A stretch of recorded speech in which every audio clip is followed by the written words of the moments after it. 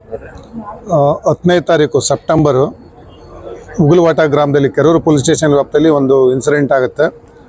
ಏನಂತಂದರೆ ಅಲ್ಲಿ ನಿಂಗನಗೌಡ ಪಾಟೀಲು ಮತ್ತು ಅರ್ಜುನ್ ಅಂಬೋರ ಮಧ್ಯೆ ಒಂದು ವೈಯಕ್ತಿಕ ಜಗಳ ಆಗುತ್ತೆ ಗುಡಿ ಹತ್ರ. ಆ ಜಗಳ ಆದ ನಂತರ ಈ ಅರ್ಜುನ ಏನು ಮಾಡ್ತಾರೆ, ನಿಂಗನಗೌಡ ಪಾಟೀಲ್ಗೆ ಒಂದು ಕುಡುಗೋಲು ತಗೊಂಡು ಹೊಡಿತಾರೆ. ಆ ಸಿಟ್ಟಿನಿಂದ ಇಮಿಡಿಯೇಟ್ಲಿ ಆಗಿ ಅಲ್ಲಿರ್ತಕ್ಕಂಥ ಊರಲ್ಲಿ 3-4 ಜನ ಗ್ರಾಮಸ್ಥರು ಈ ಅರ್ಜುನ್ ಅಂಬೋರಿಗೆ ವ್ಯಕ್ತಿಗೆ ಅಲ್ಲೇ ಇರ್ತಕ್ಕಂಥ ಗುಡಿ ಮುಂದೆ ಇರ್ತಕ್ಕಂಥ ಕಂಬಕ್ಕೆ ಕಟ್ಟಿ ಹಾಕ್ತಾರೆ. ಮತ್ತು ಇಮಿಡಿಯೇಟ್ಲಿ ಆಗಿ ಪೊಲೀಸ್ ಸ್ಟೇಷನ್ಗೆ ಹೇಳ್ತಾರೆ ಅವರು. ಮತ್ತು ಊರಲ್ಲಿ ಏನು ಮಾಡ್ತಾರೆ, ಅವಾಗ ಅವ್ರನ್ನ ಕಂಬದಿಂದ ಬಿಚ್ಚಿಬಿಟ್ಟು ನಾವು ಸರಿಯಾಗಿ ತೊಗೊಂಬ ದೃಷ್ಟಿಯಿಂದಲೇ ಅಲ್ಲಿ ಊರಲ್ಲಿ ಅದನ್ನು ಪ್ರಕರಣನ ಮುಚ್ಚಾಕ ಪ್ರಯತ್ನ ಮಾಡ್ತಾರೆ.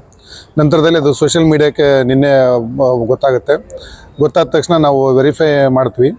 ವೆರಿಫೈ ಮಾಡಿದ್ಮೇಲೆ ಅವತ್ತಿನ ದಿನ ಆಗಿರ್ತಕ್ಕಂಥ ಘಟನೆನ ಊರವರು ಕೂಡ ಪಂಚಾಯಿತಿ ಮಾಡೋದಕ್ಕೆ ಪ್ರಯತ್ನ ಮಾಡ್ತಾರೆ, ಉಗುಲವಾಟ ಗ್ರಾಮದ ಹಿರಿಯರೆಲ್ಲ. ಸೊ ಇದಕ್ಕೆ ಒಂದು ಸಮುದಾಯಕ್ಕೆ ಸೇರಿದಂಥ ವ್ಯಕ್ತಿಗಳು ಬೇಡ, ನಾವು ಅಲ್ಲಿ ಬರೋದಲ್ಲ ಪಂಚಾಯಿತಿ ಮಾಡೋದಕ್ಕೆ ಅಂತ ಹೇಳ್ತಾರೆ. ಸೊ ಊರದಲ್ಲಿರ್ತಕ್ಕಂಥವ್ರು ಏನು ಮಾಡ್ತಾರೆ, ಒಂದು ಡಂಗುರ ಸಾರಿಸ್ತಾರೆ.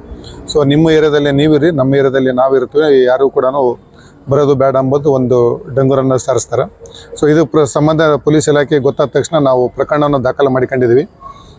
ಈ ಪ್ರಕರಣಕ್ಕೆ ಸಂಬಂಧಪಟ್ಟಂಗೆ ಇಲ್ಲಿವರೆಗೆ ಒಟ್ಟು ನಾವು 6 ಜನನ ನಾವು ಅರೆಸ್ಟ್ ಮಾಡಿದ್ದೀವಿ. ಸೊ ಈ ಅರ್ಜುನ್ ನಂಬರು ಒಂದು ಕಂಪ್ಲೇಂಟು ಕೊಟ್ಟರು, ನನಗೆ ಗುಡಿ ಹತ್ರ ಹೋದ್ಮೇಲೆ ನನಗೆ ಕಂಬಕ್ಕೆ ಕಟ್ಟಿ ಹೊಡೆದ್ರಂತ ಕೊಟ್ಟಿದ್ದಾರೆ. ಸೊ ಅವ್ರು ಏನು ಕಂಪ್ಲೇಂಟ್ ಕೊಟ್ಟಿದ್ದಾರೆ ಅದರ ಆಧಾರದ ಮೇಲೆ ನಾವು ಪ್ರಕರಣ ದಾಖಲು ಮಾಡಿಕೊಂಡಿದ್ವಿ. ಮತ್ತು ಇದನ್ನು ತನಿಖೆ ಮಾಡ್ತೀವಿ. ಏನಾಗಿತ್ತು ಏನಿಲ್ಲ ಎಂಬುದನ್ನು ಕುಲಂಕಷವಾಗಿ ತನಿಖೆ ಮಾಡಿ ಯಾರು ತಪ್ಪಿತಸ್ಥರಿದ್ದಾರೆ ಅವ್ರ ಮೇಲೆ ಖಂಡಿತವಾಗಿ ಕಠಿಣ ಕಾನೂನು ಕ್ರಮವನ್ನು ತಗೊಂತೀವಿ. ಹೆಸರೇ ಕೊಟ್ಟಾರೆ, ಈ ಥರ 18 ಜನ ಅಂತ ಕೊಟ್ಟಿದ್ದಾರೆ. ಈಗ ನಾವು ಏನು ಘಟನೆಗೆ ಅವತ್ತು ಕಾರಣ ಯಾರ್ಯಾರಿದ್ರು ಮತ್ತು ಅವರಿಗೆ ಯಾರು ಕಟ್ಟಿದ್ರು ಮತ್ತು ಯಾರು ಹೊಡೆದಿದ್ರು ಮತ್ತು ಇದು ಡಂಗುರ ಸಾರಿಸೋಕ್ಕೆ ಯಾರು ಹೇಳಿದ್ರು ಎಂಬುದನ್ನು, ಡಂಗುರ ಸಾರಿಸಿದವರು ಸಮೇತ ನಾವು ಅವ್ರನ್ನ ಘಟನೆಗೆ ಪ್ರಮುಖ ಕಾರಣ ಯಾರ್ಯಾರಿದ್ರು ಅವತ್ತೆಂದು ಎಂಬುದನ್ನು ಕೂಡ ನಾವು ಈಗ ಸದ್ಯ ಅರೆಸ್ಟ್ ಮಾಡಿದ್ದೀವಿ. ಇನ್ನೂ ತನಿಖೆ ಮಾಡ್ತೀವಿ. ತನಿಖೆಯಲ್ಲಿ ಯಾರ್ಯಾರು ತಪ್ಪಿತಸ್ಥರು ಬಂದರೆ ಅವ್ರ ಮೇಲೆ ಕಾನೂನು ಅಡಿಯಲ್ಲಿ ಸೂಕ್ತ ಕಠಿಣ ಕ್ರಮವನ್ನು ನಾವು ತಗೊಂತೀವಿ. ಘಟನೆ ನಡೆದಿದ್ದು ಎದಕ್ಕೆ ಸಂಬಂಧಪಟ್ಟಂಗೆ ಅಂತ ಕರೆಕ್ಟಾಗಿ ಗೊತ್ತಾಗ್ತದೆ ಸರ್. ಯಾಕಂದ್ರೆ ಕನ್ಫ್ಯೂಷನ್ ಇದೆ. ಇಲ್ಲಿ ಅವರು ಅಸಭ್ಯವಾಗಿ ನಡವಳಿಕೆ ಮಾಡ್ತಿದ್ರಿಂದ ಹಲ್ಲೆ ಮಾಡಿದ್ರಂತ ಒಂದಿದೆ ಸರ್.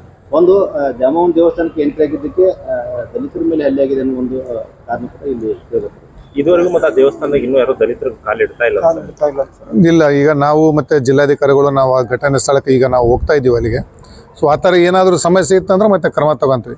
ನಮಗೆ ಇಲ್ಲಿವರೆಗೂ ಕೂಡ ಆ ಥರ ಘಟನೆ ಆಗಿರ್ತಕ್ಕಂಥದ್ದು ಬಾಗಲಕೋಟೆ ಜಿಲ್ಲೆಯಲ್ಲಿ ಎಲ್ಲಿ ಕಂಡು ಬಂದಿಲ್ಲ. ಗ್ರಾಮಕ್ಕೆ ಬರಬೇಡಿ, ನಿಮ್ಗೆ ಇಲ್ಲ ನಿರ್ಬಂಧ ಇದೆ ಇರತಕ್ಕಂಥದ್ದು ಯಾವುದೂ ಕೂಡ ಪ್ರಕರಣ ಇಲ್ಲಿವರೆಗೂ ಕೂಡ ದಾಖಲಾಗಿಲ್ಲ. ಆ ಥರದ್ದು ನಾವು ಗ್ರಾಮಕ್ಕೆ ವಿಸಿಟ್ ಕೊಟ್ಟಾಗ ಏನಾದರೂ ಇತ್ತಂತಂದ್ರೆ 100% ಸರಿಪಡಿಸ್ತೀವಿ. ಮತ್ತು ಆ ಥರ ಯಾರಾದರೂ ಮಾಡೋರು ಇತ್ತಂತಂದ್ರೆ ಅವ್ರ ಮೇಲೆ ಸೂಕ್ತ ಕಾನೂನು ಕ್ರಮ ತಗೊಂತೀವಿ. ಸೊ ಇದಕ್ಕೆ ನಮ್ಮದು ಪೊಲೀಸ್ ಇಲಾಖೆ ಮೂಲಕ ಎಲ್ರಿಗೂ ನಾನು ಒಂದು ರಿಕ್ವೆಸ್ಟ್ ಮಾಡ್ತೀನಿ, ಯಾವ ಕಾರಣಕ್ಕೂ ರೂಮರಿಗೆ ತಾವು ಕಿವಿಗೊಡಬೇಡಿ. ಏನೇ ಇತ್ತಂತಂದ್ರೂ ನಾವು ಕ್ಲಾರಿಫಿಕೇಶನ್ ಕೊಡ್ತೀವಿ. ಮತ್ತು ಯಾರು ತಪ್ಪು ಮಾಡಿರ್ತಾರೆ ಅವ್ರ ಮೇಲೆ ಕಠಿಣ ಕ್ರಮ ತಗೊಂತೀವಿ. ಸೊ FIR ಆಗಿದೆ, ತನಿಖೆ ಮಾಡ್ತಾ ಇದ್ದೀವಿ. ಯಾರು ತಪ್ಪಿತಸ್ಥರಿದ್ದಾರೆ ಎಂಬುದು ಪೊಲೀಸ್ ಇಲಾಖೆ ಪ್ರಾಮಾಣಿಕವಾಗಿ ನಿಷ್ಪಕ್ಷಪಾತವಾಗಿ ಯಾವುದೋ ಒತ್ತಡಕ್ಕಿಲ್ಲಂಗೆ ನಾವು ಪ್ರಕರಣನ ಒಂದು ತನಿಖೆ ಮಾಡಿಬಿಟ್ಟು ಯಾರು ತಪ್ಪಿತಸ್ಥರು ಅವ್ರ ಮೇಲೆ ದೋಷಾರೋಪಣ ಪತ್ರ ನ್ಯಾಯಾಲಯಕ್ಕೆ ಸಲ್ಲಿಸ್ತೀವಿ.